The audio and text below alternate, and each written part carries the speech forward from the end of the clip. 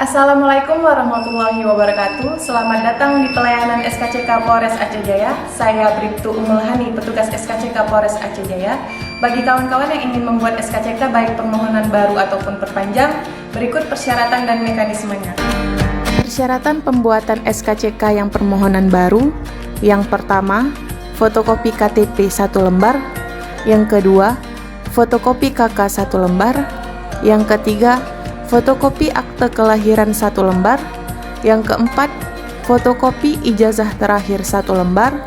Yang kelima, pas foto ukuran 4x6 dan 3x4 masing-masing 4 lembar latar merah. Yang keenam, barcode SKCK online 1 lembar. Yang ketujuh, sidik jari. Yang kedelapan, PNBP Rp30.000. Untuk perpanjangan SKCK, yang pertama, fotokopi KTP 1 lembar. Yang kedua, fotokopi KK 1 lembar. Yang ketiga, pas foto ukuran 4x6 dan 3x4 masing-masing 4 lembar latar merah. Yang keempat, barcode SKCK online. Yang kelima, PNBP Rp30.000. Stop pungli, tolak, lawan, dan laporkan. Salam presisi. Wassalamualaikum warahmatullahi wabarakatuh.